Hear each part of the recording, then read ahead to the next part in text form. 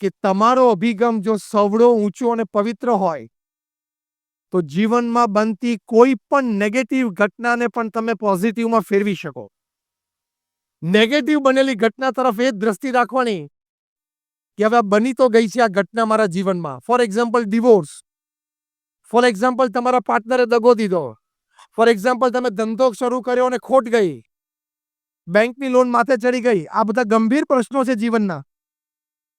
એક ઘટના જે બની ગઈ છે એ ઘટના સુધરતા તો કદાચ 2-4-5 વર્ષ પણ લાગી જાય, પણ એ 2-5 વર્ષ દરમિયાન આપણે તો સ્થિર રહેવું પડે કે નહીં? યસ ઓર નો? આપણે તો સવડો અભિગમ રાખીને, ધીરજ રાખીને પ્રયત્નશીલ રહેવું પડે કે નહીં? યસ ઓર નો? તો કોઈ પણ નેગેટિવ ઘટનામાં તમે અભિગમ જો સવડા રાખશો તો ચોક્કસ તમે સ્થિર રહી શકશો, અને સ્થિર રહેશો તો હમણાં જે વાત કરી મેં સુનિલ ગાવસ્કરની, ઘણી બધી આંતરિક શક્તિઓ બહાર આવી જશે. કેવા ગંભીર પ્રશ્નો, એનાથી આગળ કેટલી બધી જીવલેણ કટોકટીમાંથી લોકો બહાર આવી ગયા છે. એના પ્રમાણમાં તો આપણે અહીંયા બેઠા છે, આપણી નાની મોટી મુશ્કેલીઓ કોઈ હિસાબમાં નથી, કોઈ ગણતીમાં નથી. એકવાર એક વ્યક્તિ સ્ટેજ ઉપર, એકવાર એક વ્યક્તિને નોકરીમાંથી કાઢી મૂકી પોતાની જાતને ક્રિએટિવ ડિરેક્ટર તરીકે ઓળખાવતા હતા. 7 જોબમાંથી એમને રિજેક્ટ કર્યા, 7 કંપનીએ, કે તમે ક્રિએટિવ છો જ નહીં, તમને ડિઝાઇન આવડતી જ નથી, તમને ગ્રાફિક્સ આવડતું જ નથી. તમને 2 જ વર્ષના ગાળામાં 7 કંપનીમાંથી 7 માલિકો કાઢી મૂકે, માણસનો આત્મવિશ્વાસ તૂટી જાય ને. 28મી તારીખ હતી, ગેરેજમાં બેઠેલા, ખિસ્સામાં $5 હતા. 2 દિવસ પછી ભાડાનું ઘર ખાલી કરવાનું હતું. 2 દિવસ પછી ક્યાં જવું, ક્યાં રહેવું, શું ખાવું, એનો પ્રશ્ન હતો. એવો પ્રશ્ન તો આપણે બેઠામાંથી કોઈને નથી ને. પણ એમને આત્મવિશ્વાસ હતો. જો એમનો અભિગમ એમના પ્રત્યે બદલાનો નહોતો, એમના અભિગમનું ઘડતર એના 7 જે કંપનીના માલિકો એમને કાઢી મૂકેલા, એને નહોતો કર્યો. ભલે એ લોકોએ મને કાઢી મૂક્યો, એ લોકો મને ન સમજી શક્યા, પણ મને આત્મવિશ્વાસ છે કે મારામાં ક્રિએટિવિટી છે જ. એ અગત્યની વાત છે. તો એક ઉંદર ટેબલ ઉપર ચડ્યો, એમના કોફીના મગમાં આમ ચાંચ બોળી, પીવાનો પ્રયત્ન કર્યો, બાજુમાં બ્રેડનો પીસ હતું એ ઉપાડ્યું, એટલે એમને મજા આવી. પણ જો અભિગમ સવડો હતો, તેમાંથી મોટો વિચાર સ્ફુર્યો.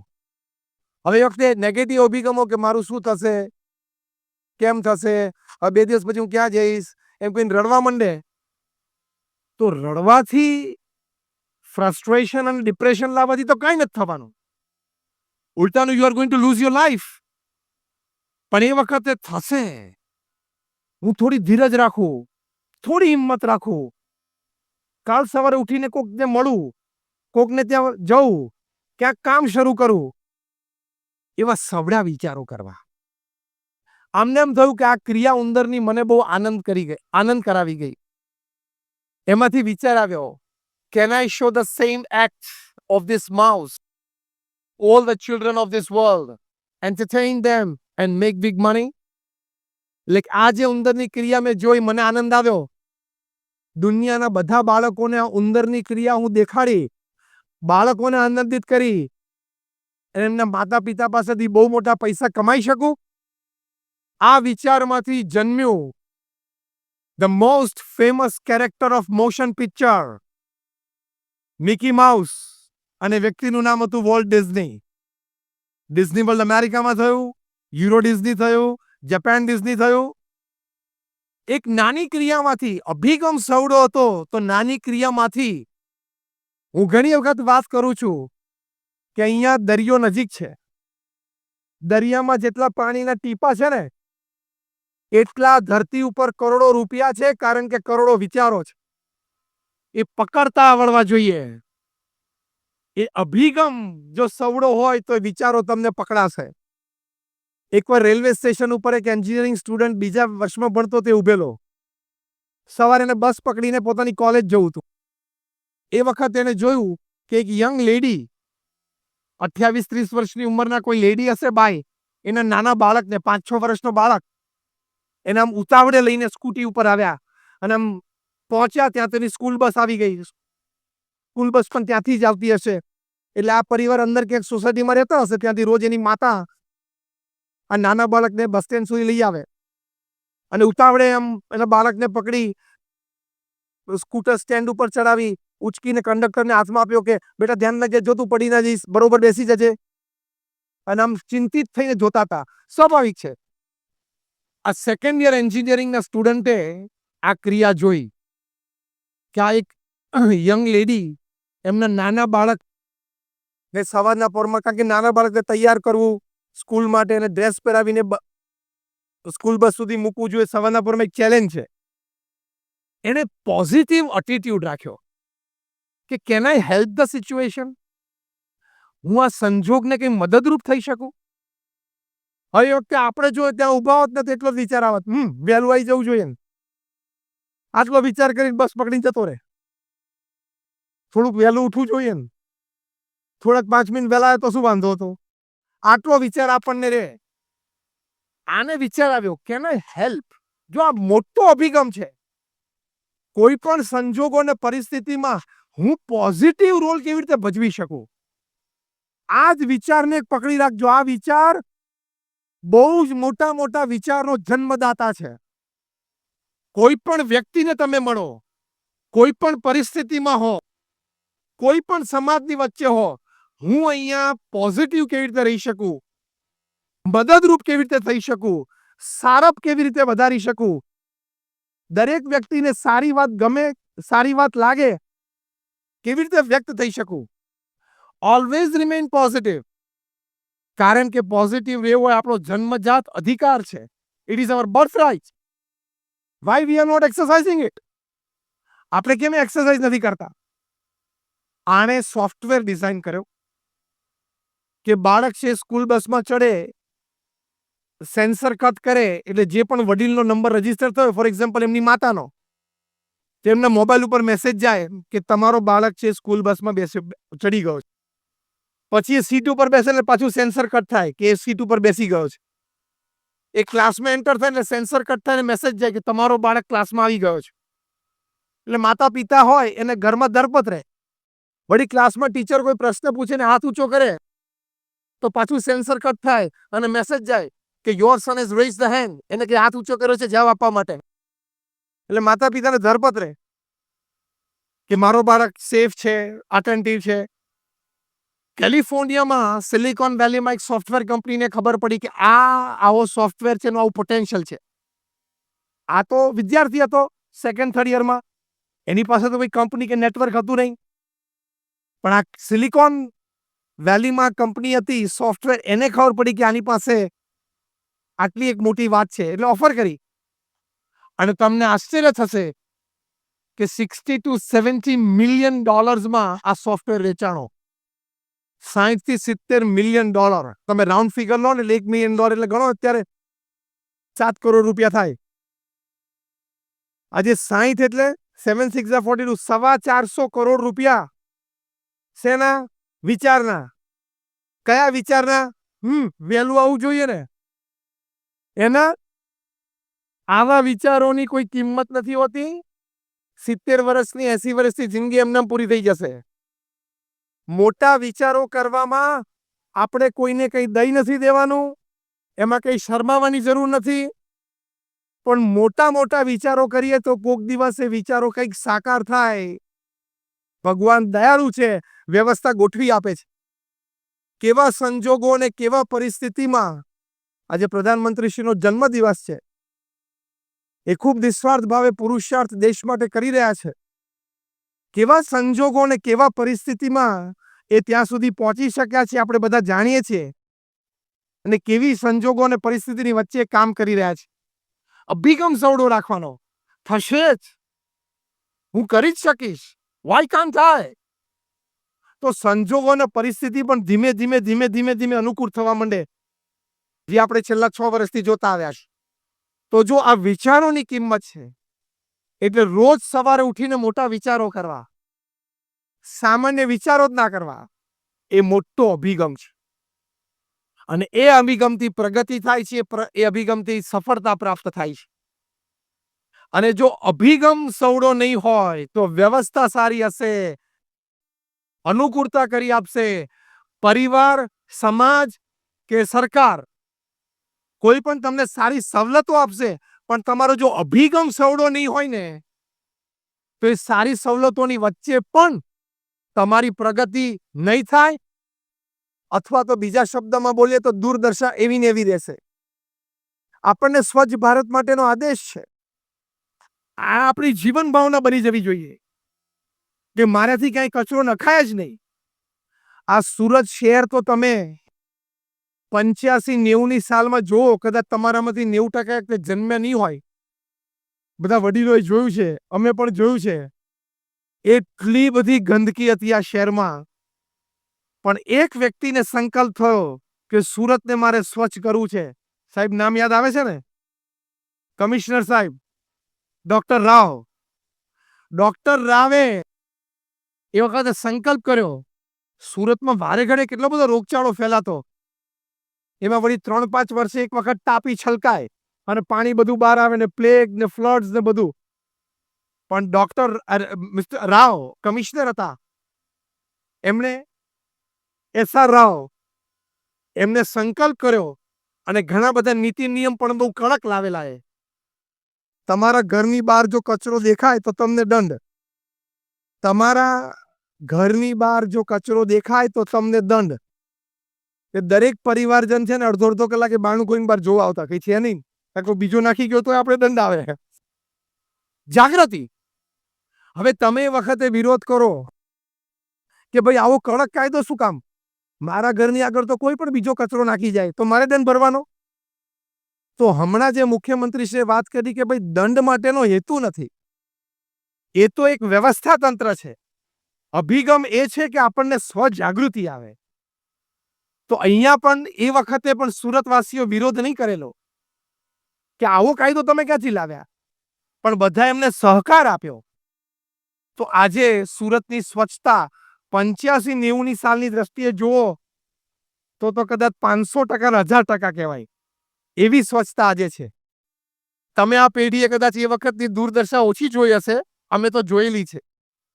What I mean to say કે જે સમયે સમાજ કે રાજ્ય એટલે કે સરકાર જે પણ વ્યવસ્થા આપે એમાં ભળી જવું, સવડા અભિગમથી ભળી જવું, અને સવડા અભિગમથી ભળશો તો ચોક્કસ નાનું મોટું કામ થશે જ. એટલે આપણે જે આજે પ્રતિજ્ઞા લીધી છે એ આપણો મોટો અભિગમ છે. ટ્રાફિક માટેના પણ નાના મોટા જે કાયદાઓ છે એ આપણા સારા માટે છે. તમે આજે ટાઈમ્સ ઓફ ઇન્ડિયાનું પહેલું પાનું વાંચજો. હું આજની વાત કરું છું, ગઈકાલની નહીં, આજની 17 સપ્ટેમ્બર 2019 નો મંગળવાર.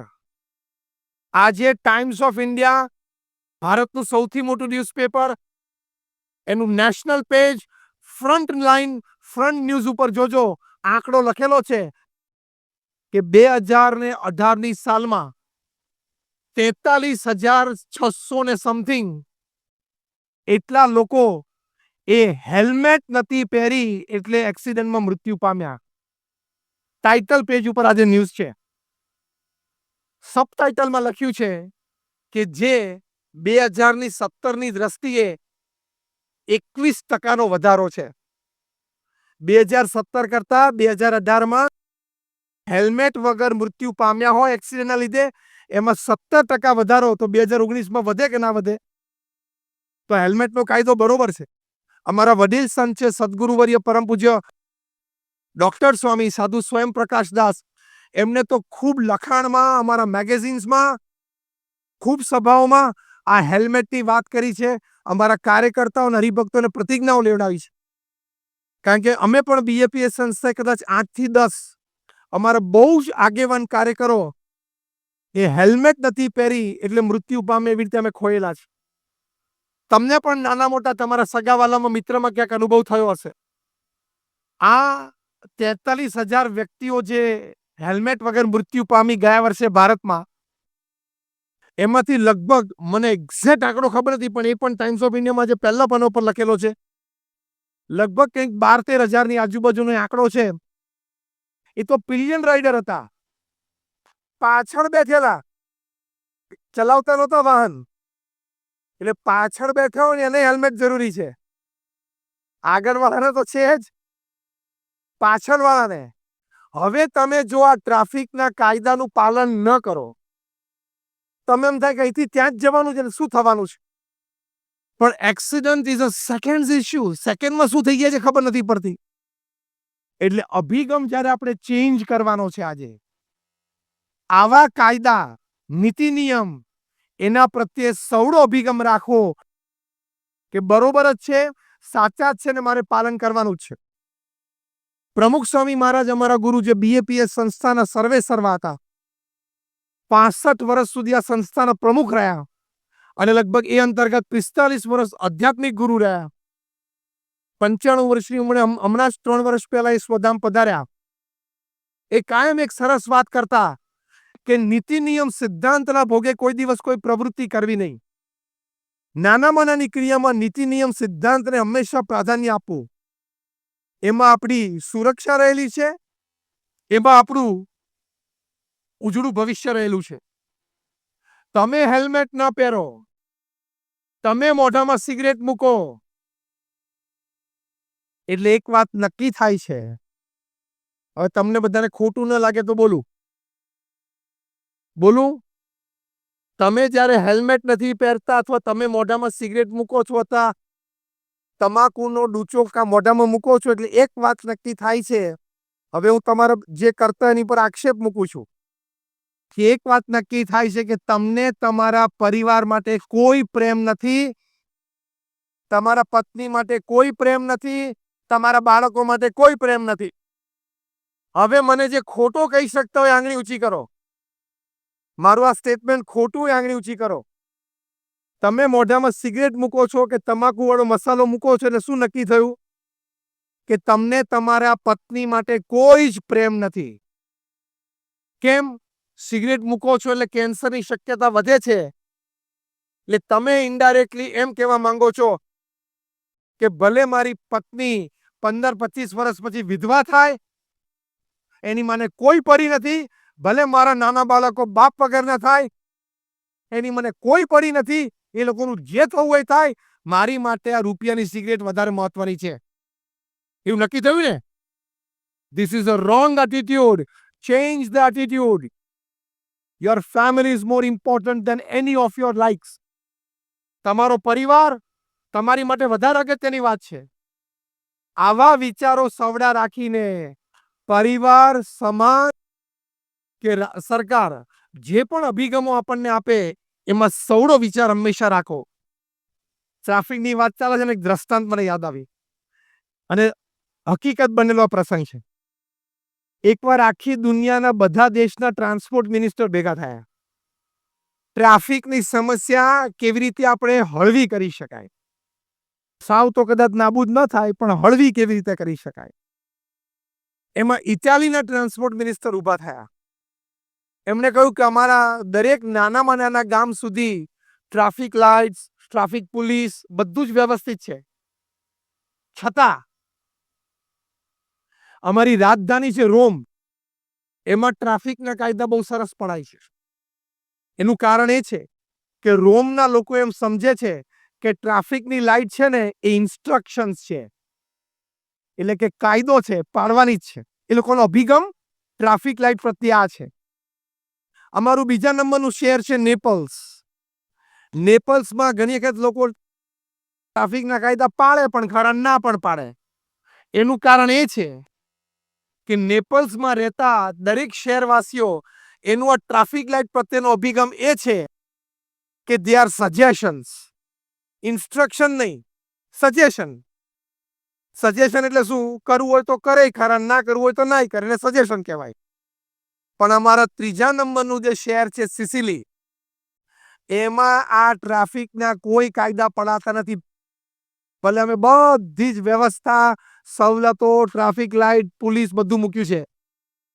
એનું કારણ એ છે કે અમારા આ શહેર સિસિલી, એના જે શહેરવાસીઓ છે એ લોકોનો અભિગમ આ ટ્રાફિક લાઇટ પ્રત્યે એવો છે કે ક્રિસમસ ડેકોરેશન છે. દિવાળીની લાઈટ છે, દિવાળી લાલ પીળી થયા કરે છે, એની રીતે લાલ પીળી થાય, આપણે આપણી રીતે ચાલો. અભિગમ વાત એક જ હતી, ટ્રાફિક લાઈટ. એના પ્રત્યે અભિગમ રોમમાં એમ હતો કે it is instruction, you have to follow. નેપલ્સમાં એમ હતું ઇટ ઇઝ અ સજેશન, કરવું હોય તો કરો, તો કાંઈ નહીં. અને સિસિલીમાં ક્રિસમસ ડેકોરેશન. એમ આપણે ટ્રાફિકના નિયમો કાયદાને દ્રઢપણે પાળવા જોઈએ. તો નીતિ નિયમ સિદ્ધાંતના ભોગે કોઈ દિવસ કોઈ કાર્ય ન કરવું, એ પ્રમુખ સ્વામી મહારાજ સમાજને ખૂબ સુંદર ઉપદેશ આપતા. 2021માં એમનો શતાબ્દી મહોત્સવ બહુ ભવ્યતાથી અમદાવાદ ખાતે 34 દિવસનો ઉજવાશે. આ વર્ષે હમણાં 4 ડિસેમ્બરે આનાથી ડબલ સાઇઝનું stadium DY Patil stadium Navi મુંબઈમાં પેક્ડ ઓડિયન્સમાં એમનો 4 કલાકનો ભવ્ય કાર્યક્રમ ઉજવાશે. કારણ કે એમના જીવનમાંથી ઘણા બધા અભિગમો શીખવાના છે. આ વિશ્વવ્યાપી બીએપીએસ સંસ્થા એમણે બનાવી, યુનાઇટેડ નેશન્સમાં પરમેનન્ટ સીટ. તમે